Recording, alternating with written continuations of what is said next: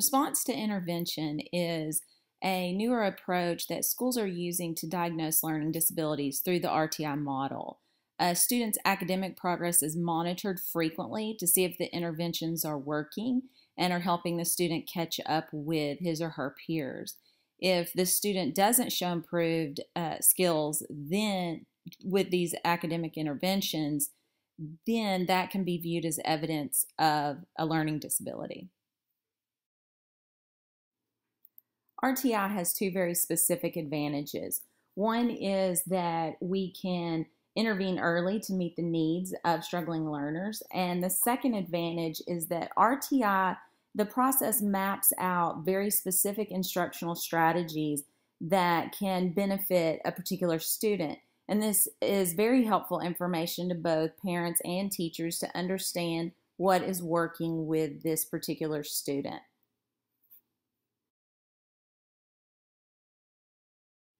Tier 1 of the RTI process is primary prevention, and this is basically what's going on in the general ed classroom. Students are getting quality instruction that is effective for about 80% of our students.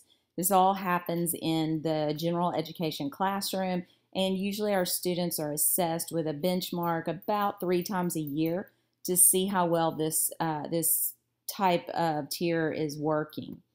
Tier 2 is called secondary prevention, and this is going to be for about 15% of our students. And this is supplemental instruction that's provided to students who are displaying a very poor response to the group instructional procedures that happen in Tier 1. So, for instance, everything that's happening when we are teaching as a whole class, if that's not adequate, then we can move our students to Tier 2 and provide some additional support there. We want to assess these students about every other week to see what their progress is with the intervention.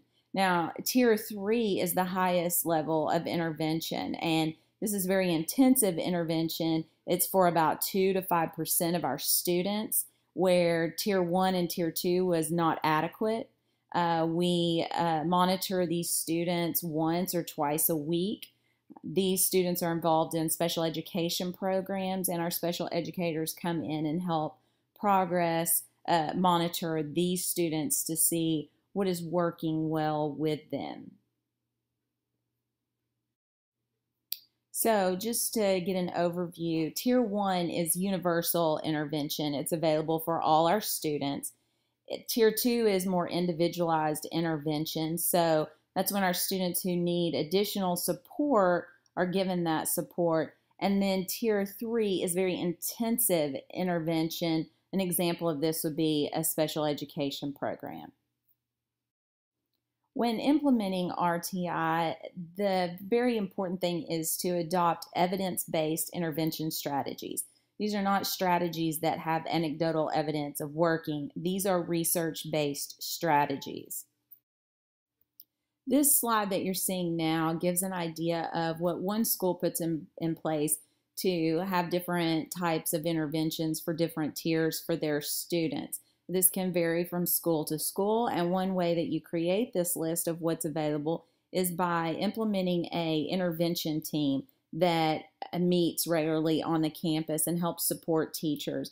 This support team can be made up of support staff, of teachers, and administrators, and they help support each other through this process.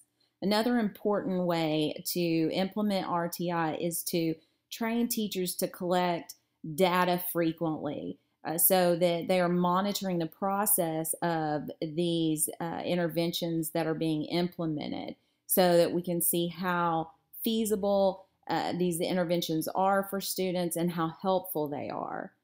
Now, overall, the main idea that you need to keep in mind is that Tier 1 to Tier 3 grows with both energy and time toward the learner of very specific interventions.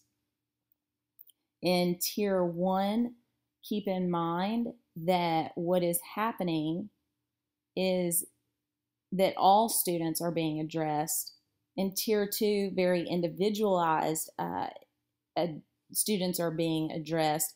And then in Tier 3, it's a very intensive addressing of the student.